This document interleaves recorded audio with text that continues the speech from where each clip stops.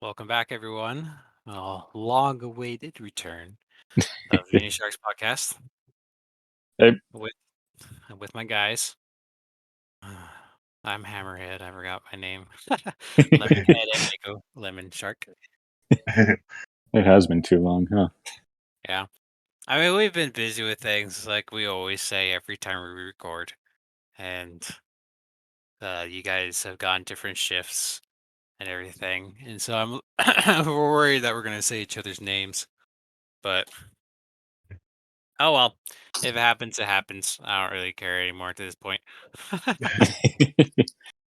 right, Hammer, you should join. You should join the graveyard shift too, since Mako and I have done it. I I can't do it do right graveyard shift for patience. now. That's true. That's true. The graveyard shift, physical therapy. Yeah. You just watch them while they sleep, make sure they don't toss and turn too much. Um. How was he? He snored 3 times. It's just as we feared. You'd actually be surprised at how many people have trouble sleeping after surgery. But Huh. I mean, That's understandable. I totally slept through my surgery. I mean, it was the drugs, but yeah. Well, these are like shoulders and knees, and they take weeks and months to recover from. oh yeah. But anyways, one little thing of business that I forgot to talk before we record. But I want to get your guys' opinion on kind of topics that we talk about. We were doing some of current event topics, like when the Olympics are out, we talked about Olympics, or if there's some natural disaster, we talked about that.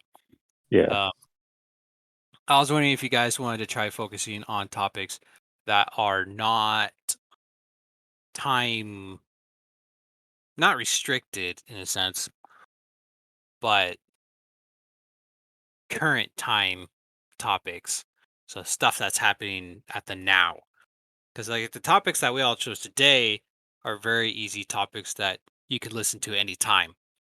You know, but if someone wants to listen to our episode about the Olympics beforehand, um, or later in the future, I mean, that that's very past. It's like, oh, I already watched the Olympics. I don't need to hear that type of thing. Oh.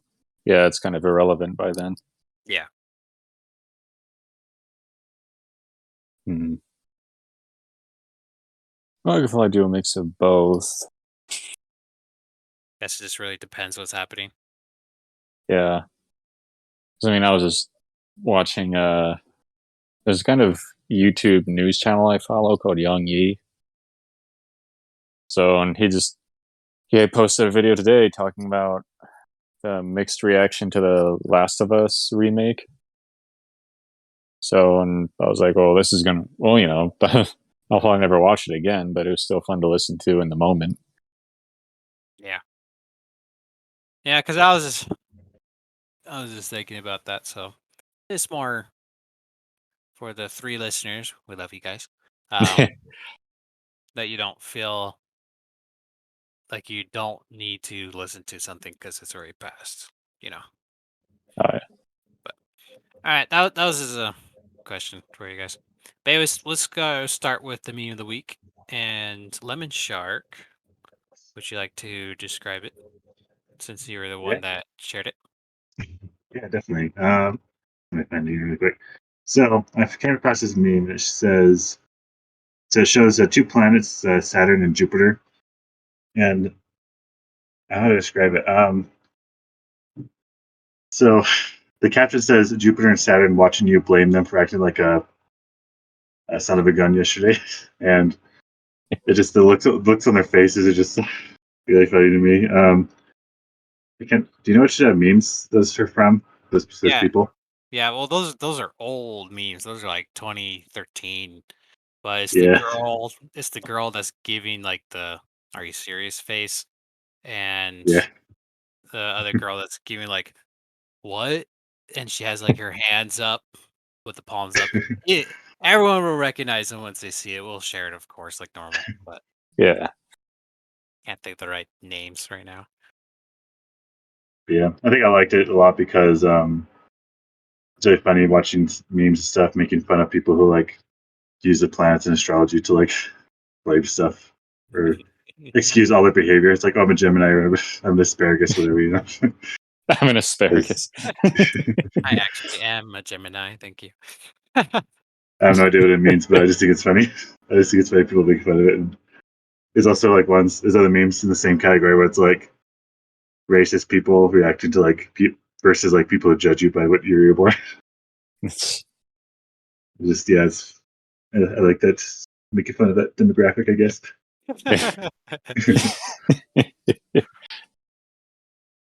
All right, thank you.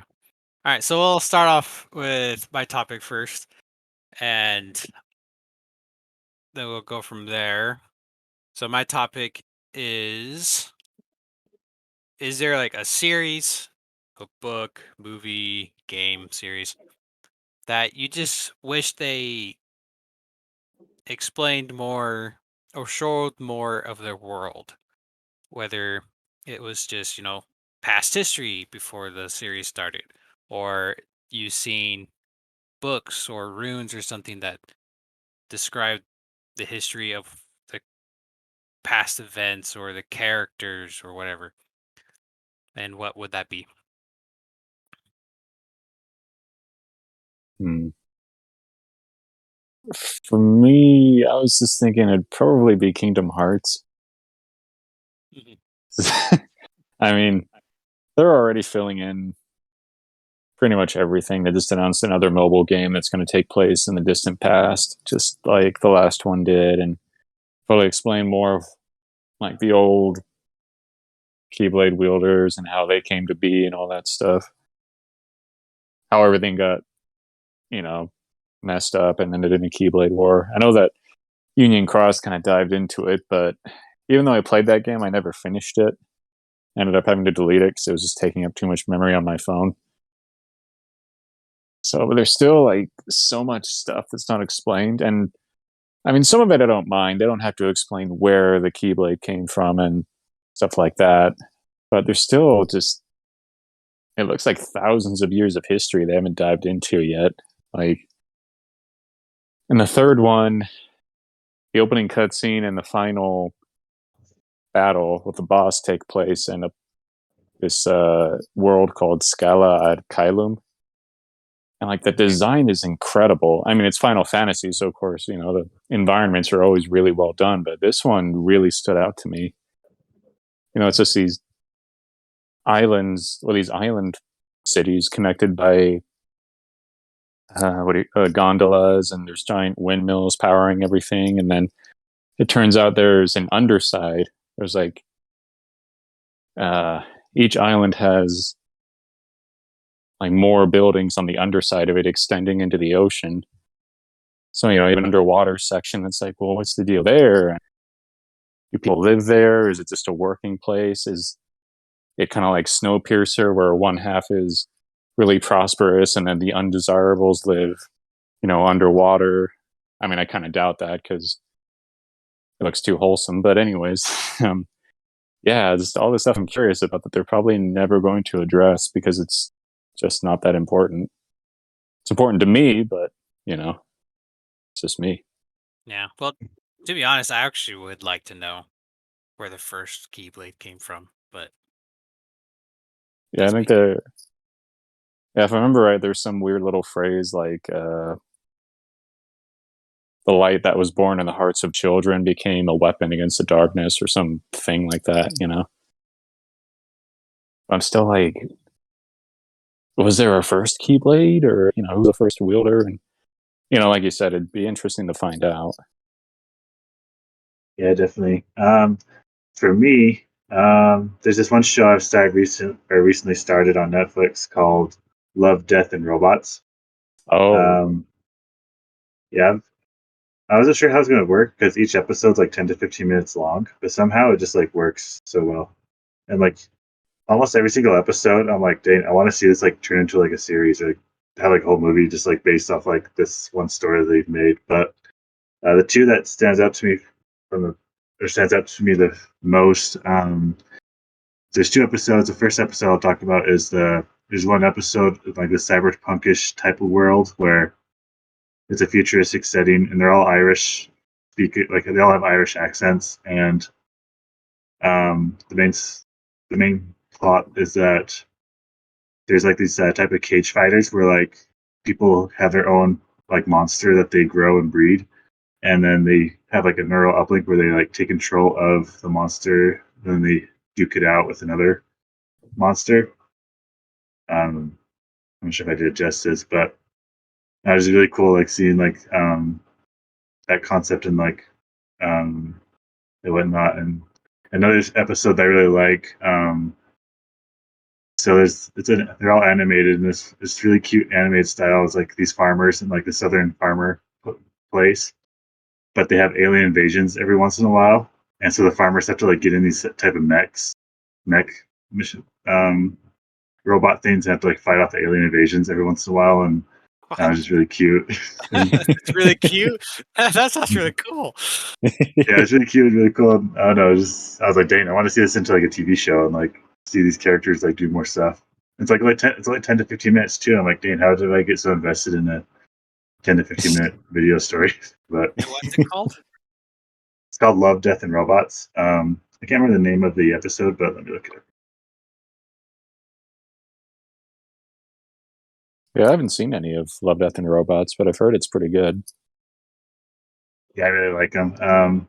They're Dang. yeah, like they're all over the place. Like there's some fantasy, there's some like sci-fi, and like there's some really bizarre, just like wacky ones. There's like one where like this couple finds like a civilization living in their fridge, and like they watch it like progress through the ice age to like the revolution or industrial revolution, and then nuclear warfare happens inside their own fridge, and that's all over the place. But the name of the oh yeah, it's called Suits. Is the description says a community of farmers use their homemade mechs to defend their families from an alien invasion. I was like, oh my gosh, like I don't know. I guess part of me kind of likes it too because like I was raised on a farm, so I'm like, oh, farmer representation. That's not super cringy, so you know. Farmer representation. The next social battleground. Definitely. No, that is cool though. I mean, especially that you said it was cutesy because I heard. I mean, I saw a few clips from the horror focused episodes, so they seem kind of weird. Just not my thing. But that's. I mean, that's cool that they do other stuff besides that. Yeah, that's what they kind of like about it too, because like you never know what's going to happen in the next episode. It's like all the animation style is really different too. Like there's some of them that are like animated, like 3D animated very realistically, but then there's also like 2D anime style ones too, and Huh. whatnot. And yeah, there's just a bunch of them. They're really interesting. Yeah, I wonder. Like, I know they're supposed to be kind of self-contained shorts, but I wonder if Netflix, like, whatever, or start putting them out just to see what works, and then start expanding on the ones that are really popular. Maybe that'd be kind of cool. Yeah, I'd definitely vote for the farmer one. I like to see a series out of that. Yeah, I would too. Probably And then would they're like, too. let's go to the source. You know. Right?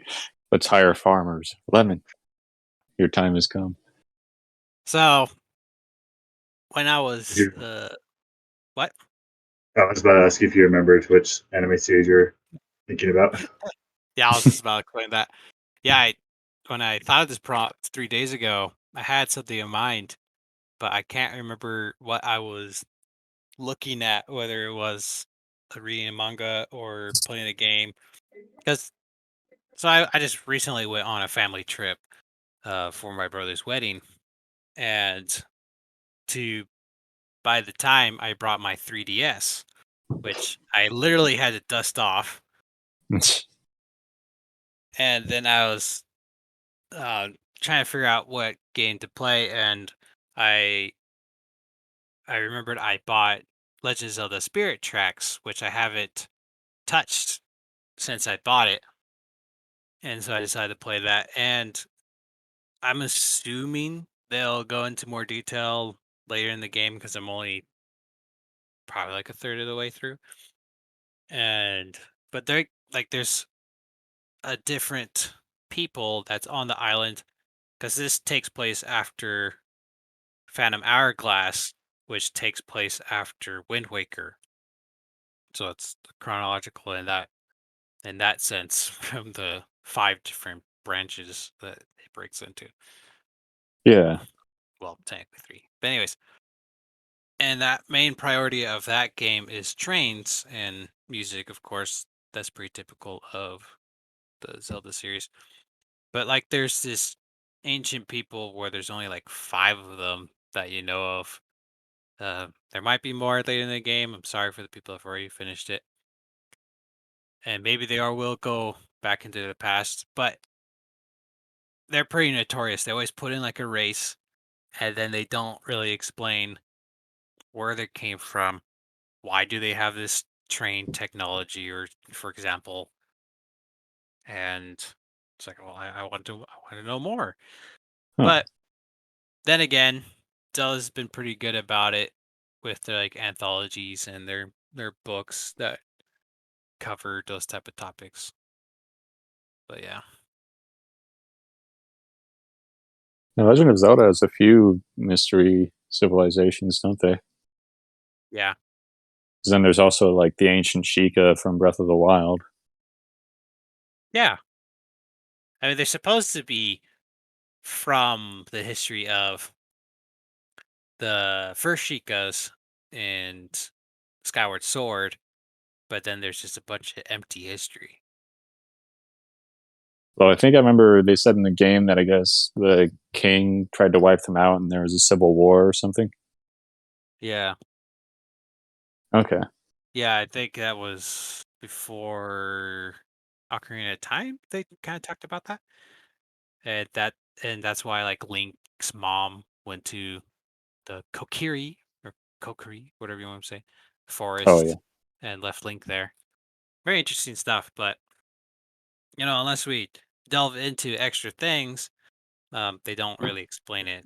But oh, what can you do? Yeah. But all right, well, anyways, that was my topic, and let's move on to lemons. If you'd like to go with yours.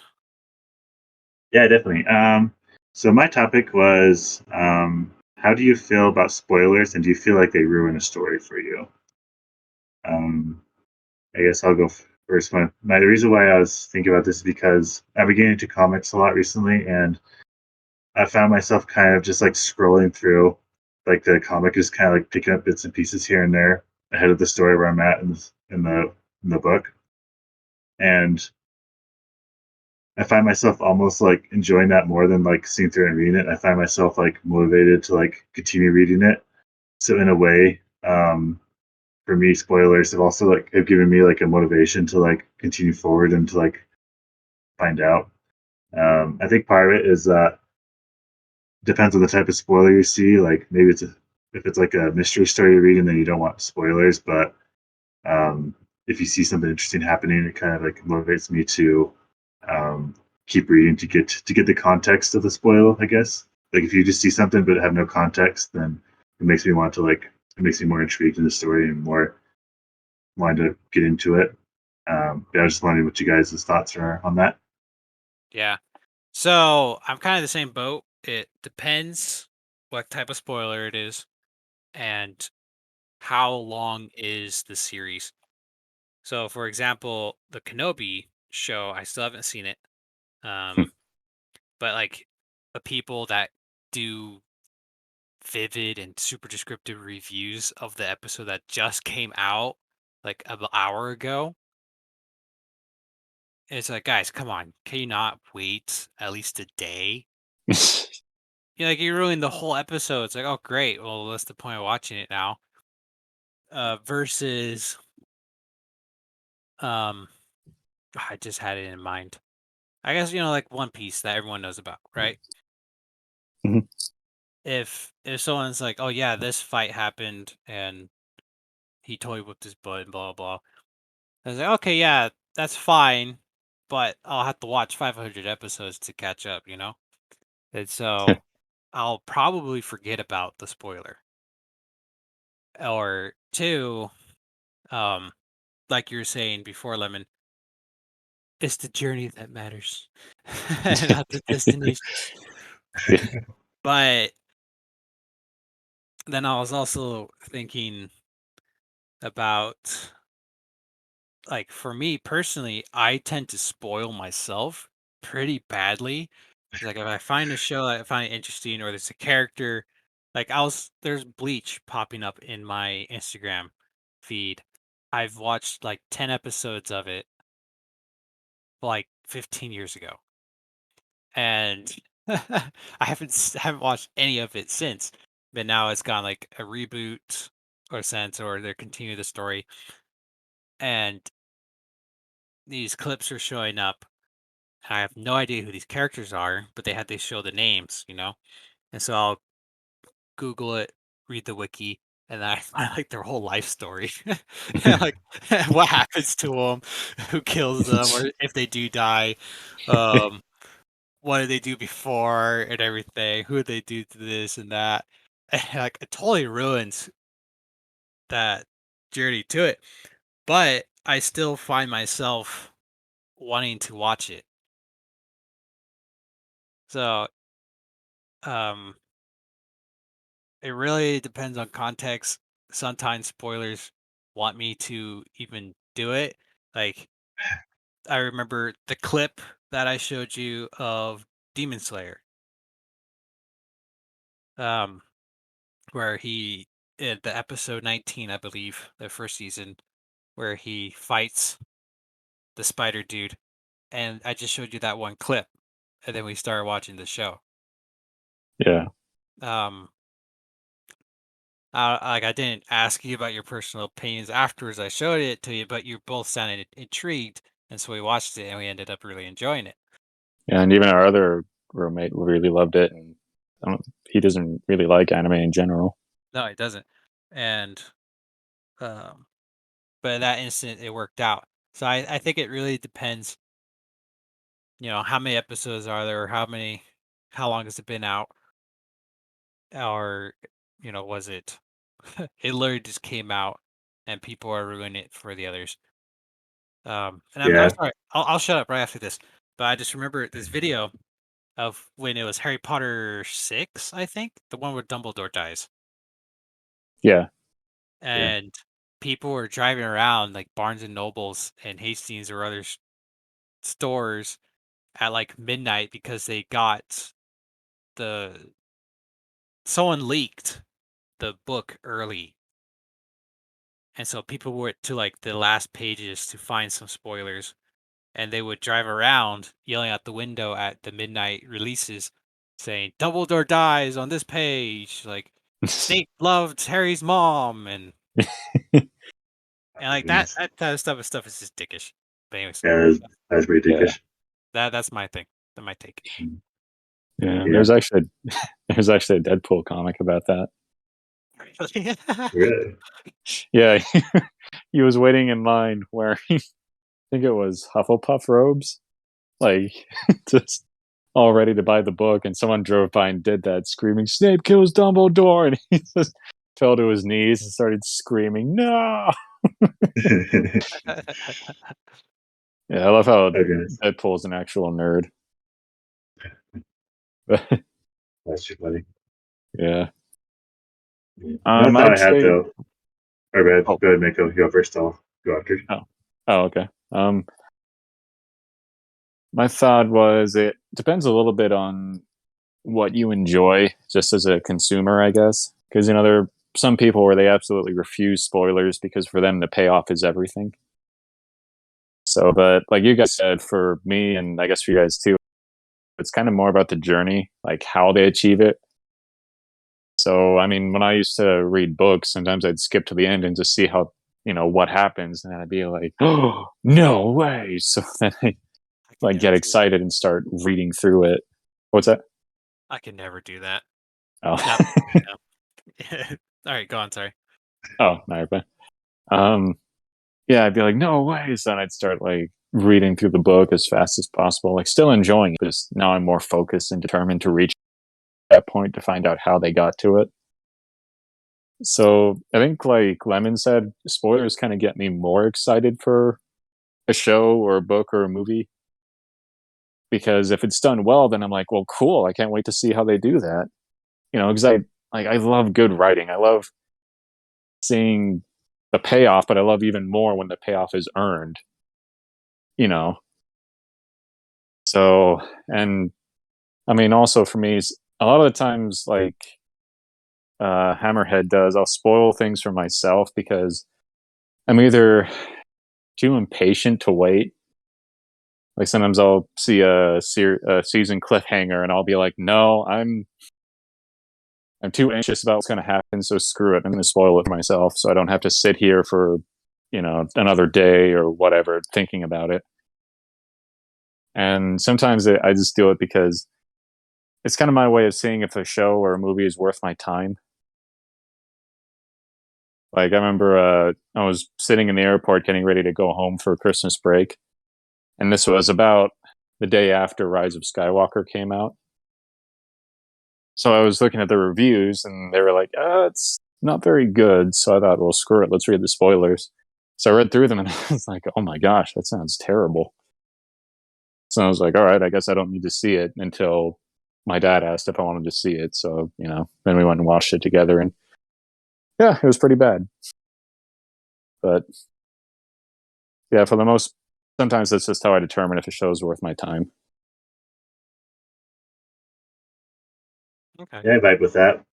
I do think that certain spoilers, like if a spoiler revolves around like a twist that is like catches you off guard when you first see it, I think it's kind of nice not to have that spoiled for you. But Oh yeah. I'm just thinking of like Attack on Titan because I remember like my mind was like super blown by, like certain stuff that like came across because I was reading it as it came out, and then some stuff came in and just like kind of blew my mind the moment.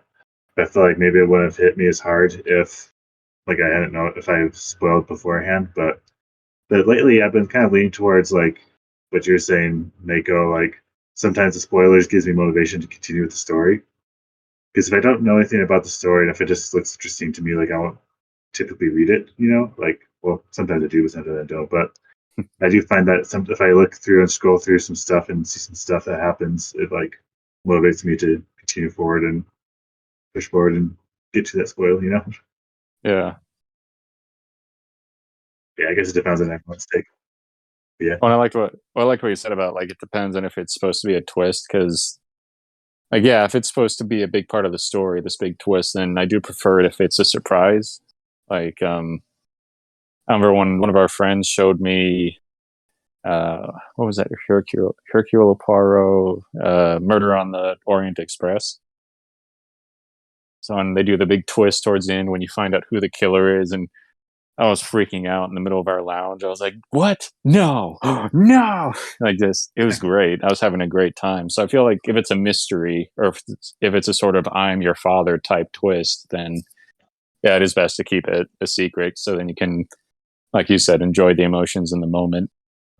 Uh, Although I will say, since we both work nights, it drives me nuts.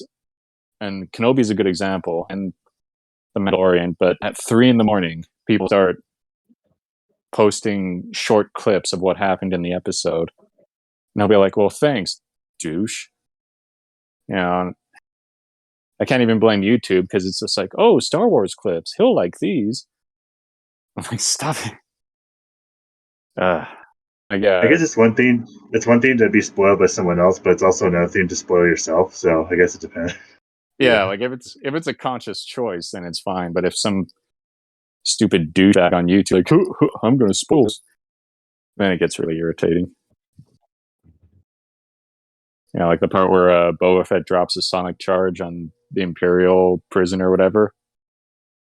I would have loved to have seen that without it having spoiled for me. So yeah, like you guys said, it just depends.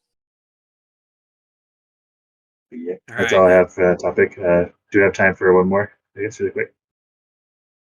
Yeah, if Mako, if you want to finish with your topic, we'll probably finish up soon, but we'll try to at least have a conversation. Yeah. So my topic was I was thinking about all these different video game adaptations, mainly like games being adapted into shows and movies because Netflix just released a trailer for their Tekken series, and it looks going to be really good. I was thinking about, recently we've had the Halo show, which was a total disaster. Fans hated it, critics hated it. I know I know there were people that liked watching it just for the cutscenes. Well, sorry, not cutscenes, the battle scenes, and just because it was cool seeing Chief on the silver screen. But it's still like, for the most part, people hated it. So, and then on the flip side, less than a year ago, we had Arcane, which is absolutely fantastic. You know, very well written, well acted, well animated. So and I got to thinking about all the different stuff. Like there's Tomb Raider movies. There was actually a Tekken movie. There's a few Street Fighter movies, and most of them aren't great. Some of them are actually pretty good. So I was just thinking about like what makes them work and what makes them not work. So I mean, what do you guys think? I think for adapting something like that, trying to adapt it in a way that's not like copy and pasting. Because I think of the same way about like anime adaptations, where like live action animes just don't work out very well. Yeah, And I feel like it's because they're relying too heavily on the source material and they're trying to do like a copy and paste method rather than trying to figure out what works in that medium that they're adapting it to. Like there's no way yeah, to like adapt it perfectly, like make everything exactly the same, you know? So you have to like find ways to make it work in the medium. It's kind of like the way I like to think about it is like Google Translate. Like if you take a language and try direct it translate direct it translate it directly, it's gonna end up being weird, you know. So I think it's the same yeah, way. You just have to like adapt it to in the way that makes it stand on its own. Also, like not relying too heavily on like the source material, like not relying too heavily on like the main audience, because if you make it appeal to like um I guess to just a movie going audience, then they're able to like make it more fleshed out versus like making it so only like people who play the game can get the or get into it, you know? If that makes sense. yeah. Well, I'm So, glad. oh, yeah, go on. I was going to say, I'm glad you said that because I was thinking, I think a big part of it is kind of finding that balance between being too close to the source and too far away. Because I remember one of my favorite critics was reviewing the Killing Joke movie, you know, the adaptation of the comic or graphic novel or whatever. He was saying he felt like it was a little too close to the comic to the point where it was like, well, you're just kind of lifting panels from the comic. So what's even the point? You may as well just read the comic then. And then on the flip side, there's stuff like the Halo show or you know, you're just thinking, well, all you guys did was just kind of put together a crappy sci-fi show and give it a little paint of Halo, you know, a little layer of paint. Like, what was even the point? Yeah. Okay. Okay. I'm glad I waited. Um, because I agree with your second statement very much. Where so the point that I wanted to bring up with this is I feel it really depends on two main things. Is one, do the producers and directors even know about the series? And two, how much do they actually care about the series? And I feel like those are two different points in my brain. Because like, oh yeah, I know about Halo and everything, but like, did you actually play the games? You don't have to read all the books, of course, but like, did you play the games? Do you know how the fan base reacts to general certain scenes that are really popular, or like even how characters look? Like, it wasn't a game series, but everyone knows Avatar. And it's like, did you even watch Avatar: The Last Airbender? And it's like the I don't blame the actors, I blame the directors and writing. Is like the mood of the characters were totally off. Um and it was just a different vibe for the whole thing. And Yeah, but I actually disagree with the point of like I understand what you're talking about. You don't just want it word for word, scene for scene, and it's like yeah, that's exactly what's the point otherwise.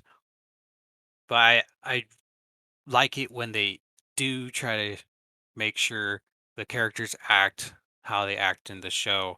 Maybe not just copy and pasting the scenes, of course, but copy and pasting the characters of how they are, but maybe in a different situation for that movie or series.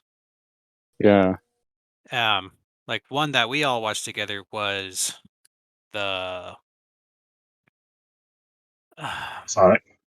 oh yeah, Sonic was one of them, and the animated one, Mortal Kombat. Oh yeah. Oh yeah, yeah, Honestly, it was pretty dumb, but it was super fun and enjoyable. And I think that they kept, in a sense, the mood of the game. It's over the top, and the Scorpion acts like I feel like Scorpion would act. yeah.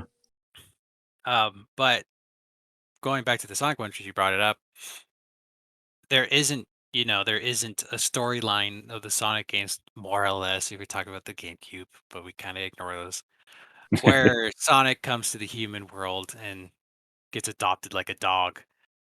But what I think what made a difference was they first showed what they were thinking of doing before they put it out, which was smart and dumb at the same time because people bashed it horribly, but they listened. Yeah. That was a key difference. For example, if the Yeah, I Halos, mean, uh-huh, oh, no, go ahead. that was it. Like if the Halo guys, a little bit different for a series, but if they showed like their concept art, go the plans, some characters that they get putting in, and listen to any backlash if there was an actual good criticism, it might have turned out a little bit different. Um, but Sonic stayed the same, um, character wise in the movie, and that's why I think it was still appreciated, even if the writing was, yeah, it wasn't bad. Yeah. Well, I mean, Sonic was a big example I was thinking of because like the characters are kind of different from how they are in the games. I mean, Tails is for the most part the same, but like Knuckles doesn't really talk like that in the games. Oh yeah, that's true. That's true. But at the same time, kind of like you were saying, Sonic's never really been story focused. I mean, sometimes they try to be, but for the most part, it's just about gameplay. Mhm. So I feel like that kind of helped because it gave them a little more leeway, a little more freedom. And then they brought in Jim Carrey to be Dr. Robotnik, and we're like, I don't know. But then he turned out being so much fun, it didn't matter. And, Knuckles, even though he talks different, he's so funny, it doesn't really matter. So I feel like somehow that kind of worked just because there isn't that much focus on story most of the time. Where on the flip side, Halo is so heavily story driven that deviating from it was a big risk. Um, yeah, deviating from it was such a big risk, and it just didn't pay off. And I see a ton of people saying, "Why didn't they just adapt one of the stories from the books and stuff like that?" And I'm like, "Yeah, because there's a ton of books that are really good. There's like a solid canon here that they completely ignored." Yeah, and that's kind of what I was thinking about the copy and paste. Like in that instance, I think it could have worked, but Lemon did bring a good part up, of course, before, um, that everything is really hard to actually reenact in a live adaptation. Powers or weapons or stuff like that. Even though they're years better than they were before, Mhm. there's just some things that you have to make sure it works for a screen instead of word for word type deal. Yeah, kind of like there was a funny video making fun of the Cats movie, Mhm. and they were like, "We're thinking of doing a movie about cats," and he's like, "Are you sure? I feel like it really only works as like a theater play. Like it works properly in the medium in which it's placed." And then the guy says, "It made $2 billion." Well, of course we got to do a movie adaptation of it. Then let's go. you know. So yeah, like you're saying, some things just don't really translate well. So maybe there are times an adaptation should just not be done. Well, I guess one last example. We mentioned Arcane earlier. With that one, I used to actually read through League of Legends lore just for kicks. I didn't even play the game. But even though it has a ton of world building and backstories for every character and all this stuff, there was never really a big set story. so that gave him a lot of freedom to do a lot of different stuff, to the point that like Jinx and Violet being sisters was just a fan theory for a while. And then I guess the writers loved it so much they decided to make it part of the show, and that was really what drove it. So yeah, there's just a lot of there's just a lot of factors that go into it. But I guess, of course, at the end of the day, it just depends on whether you can get a director and writers and actors that can do their job well enough. Yeah. Like, please just read the book. Please just play the game. It'd make your writing so much better if you're trying to adapt something. Yeah, I couldn't believe it. We didn't play the games because we didn't want to pollute our vision. Okay. Okay, yeah, sure. All right. Well, that's any last comments from either of you? Yep, I think I'm good. Don't fall for NFTs. Other than that, that's it. Yeah, I guess Leonardo DiCaprio is having a hard time with stuff like that right now. Hedge Not funds. really. Oh, is he? I don't know. I'll have to look up it. But anyway, so that's a topic for another day that we'll probably never cover. But thank you for joining and listening to us. And hopefully you enjoyed what we said. Um, hopefully everything sounded fine.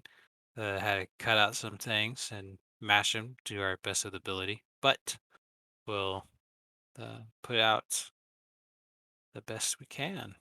But until next time, which I'm not saying when. But thank you for joining. Bye. Thanks for taking. Take care. Take luck.